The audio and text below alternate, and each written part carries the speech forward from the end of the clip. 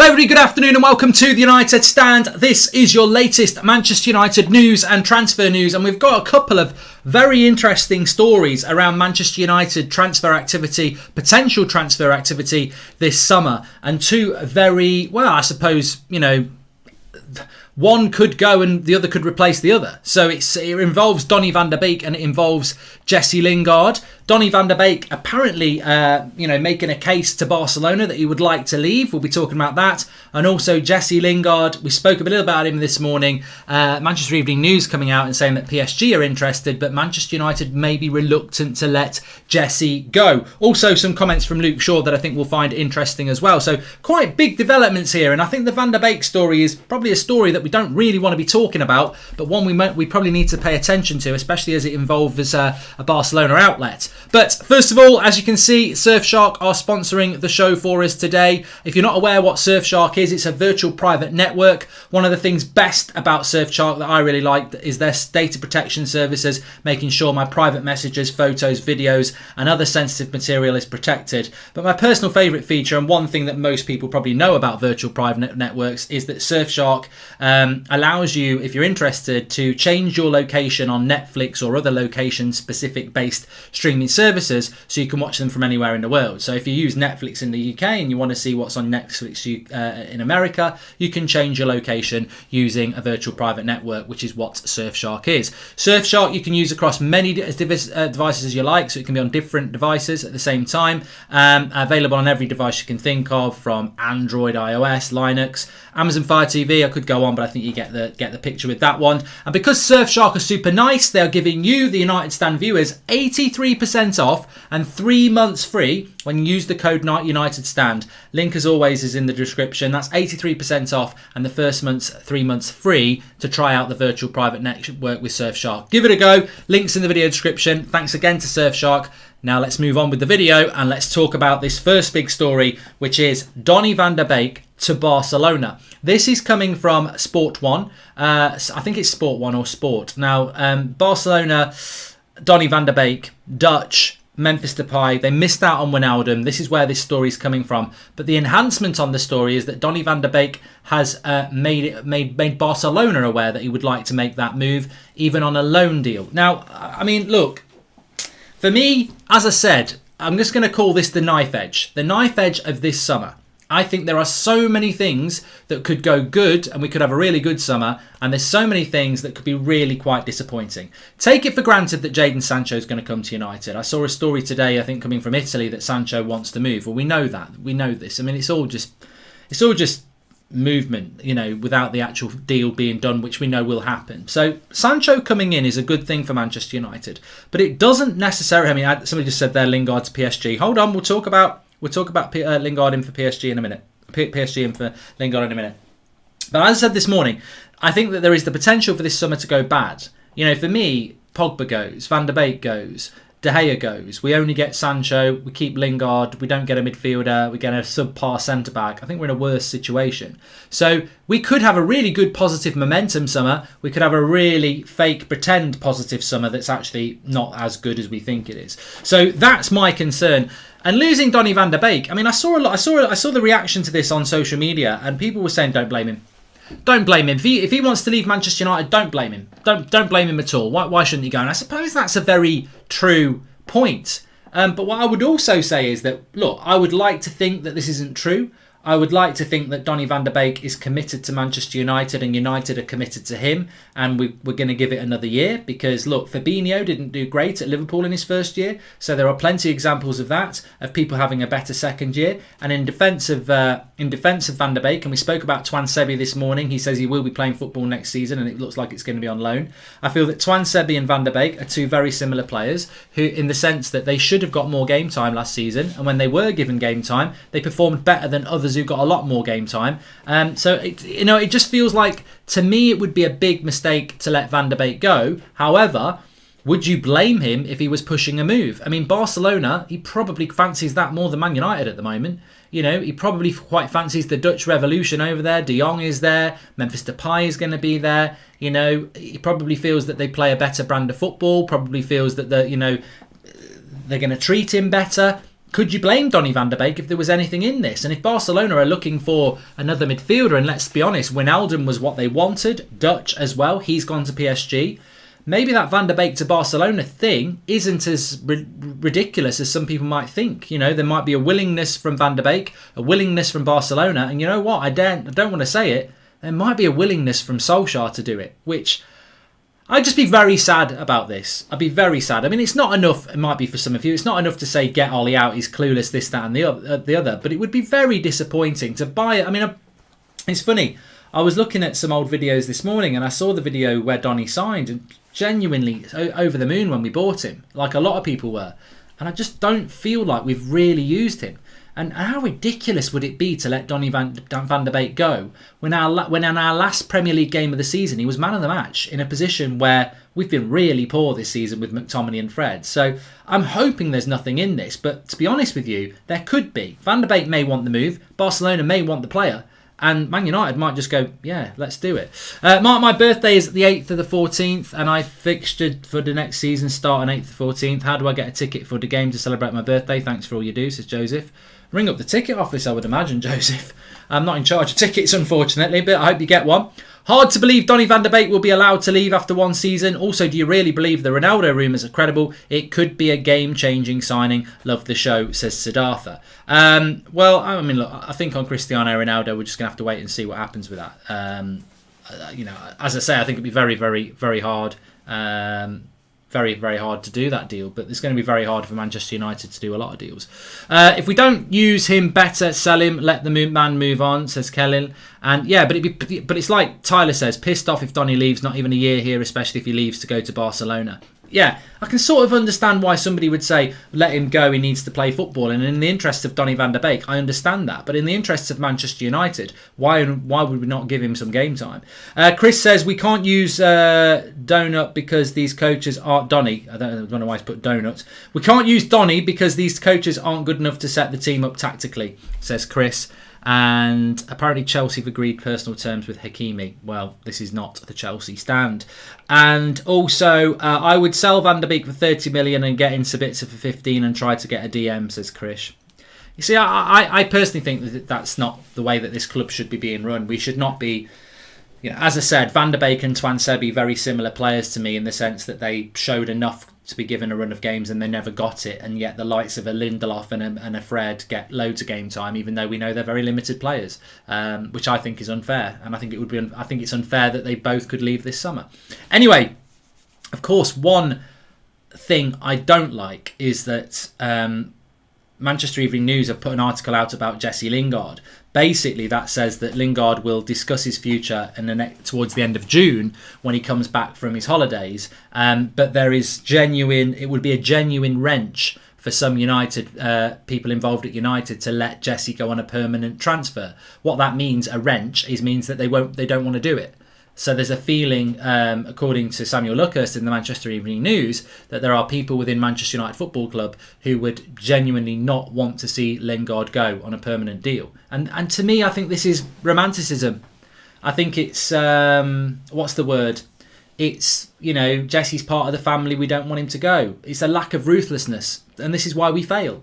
And I understand that. I do understand that. But I don't even need to talk about Pep and what he's done with Aguero. Let me tell you about the summer of 2005, where Manchester United, not 2005, the summer of 1995, Manchester United just missed out on a double.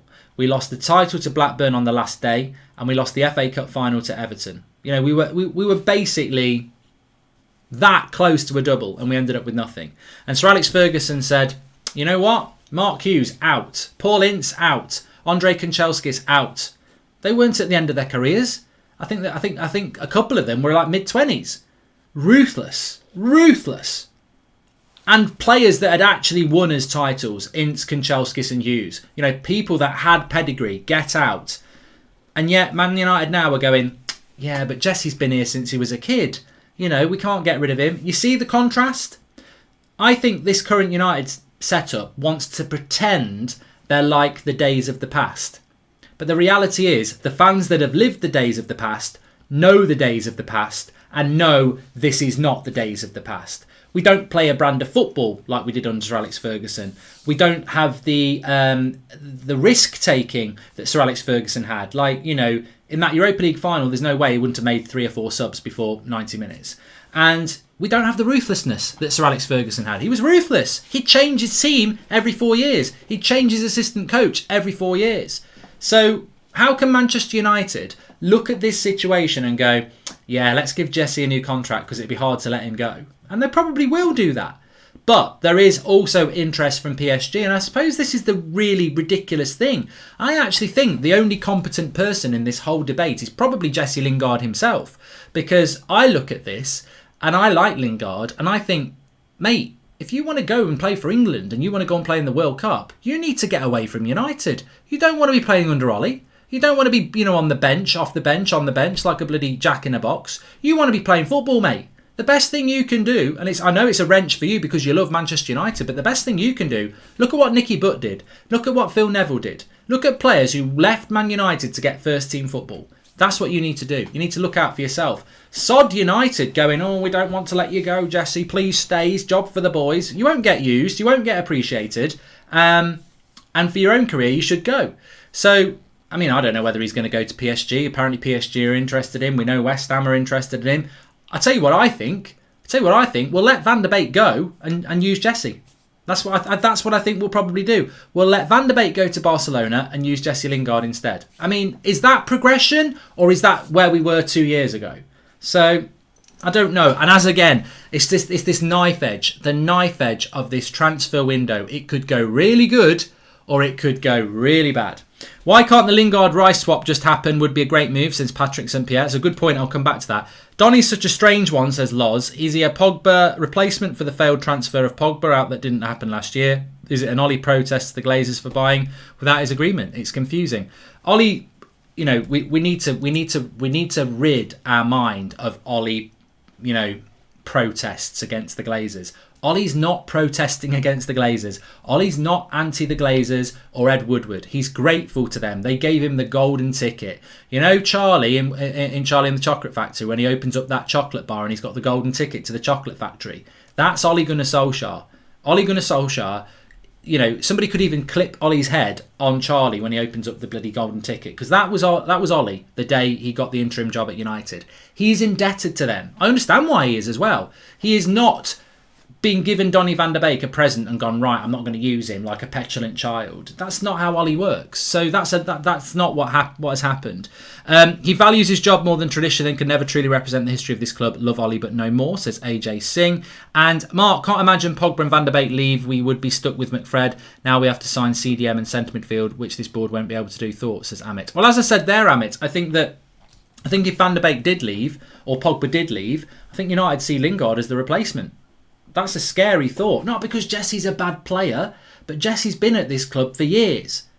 If Jesse was good enough to replace Pogba or Van der Beek, he would have been doing it already. You know, he's 28. He's been at this club for years. He's never grabbed that opportunity. Is he really going to grab it at 28? I don't think he can. I don't think he's that level of a player. So, you know, I hope to be proven wrong, but I don't think he is. And I don't think that's progress. So, I mean, maybe that's why we're not going to sell Lingard, because we know that we're going to replace Pogba with him. You know, this is the scary thing. You're going to lose Pogba and probably get Lingard.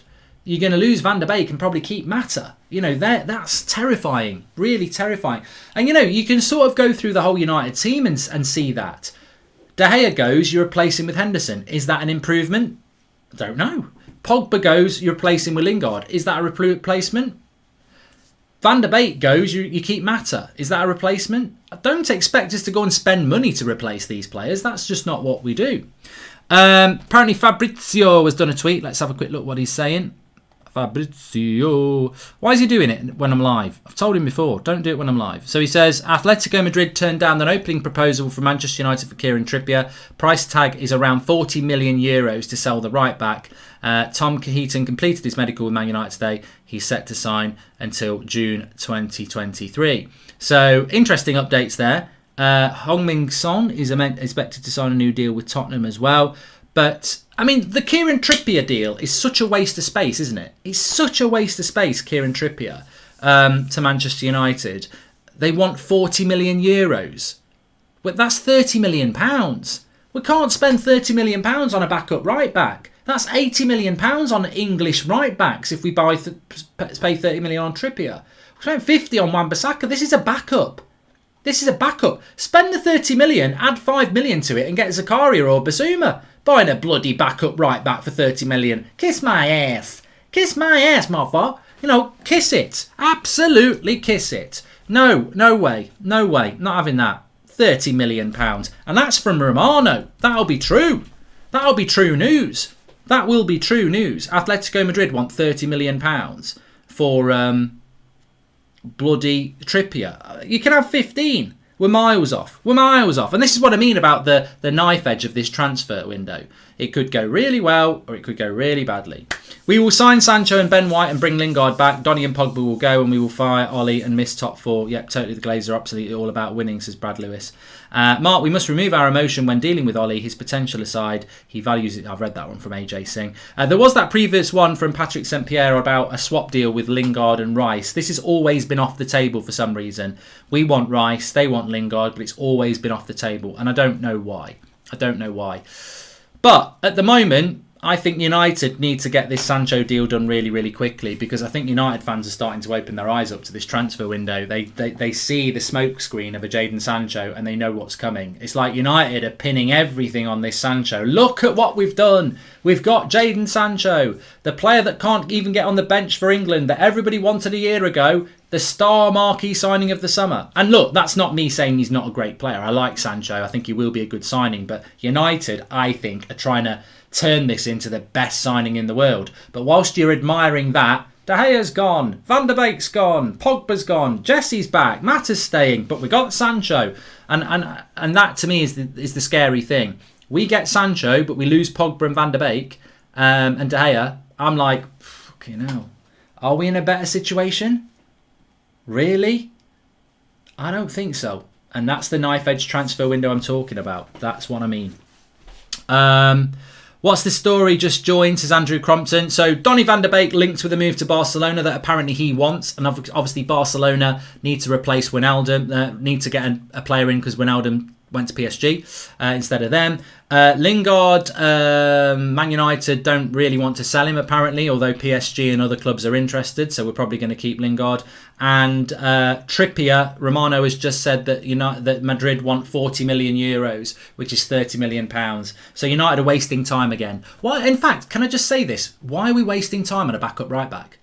You know, we are the mint with a hole. We are Bagel FC. We've got no midfield.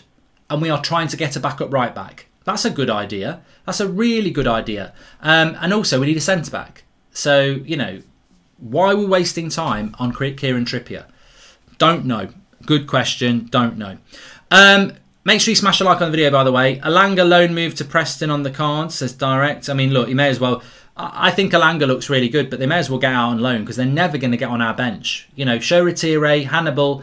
Any other young player, you ain't getting on our bench. How are you going to get on our bench if we're going to keep Matic, Mata, Lingard, Dalot, Pereira? I mean, how are you going to get on the bench? How are you going to get on the bench?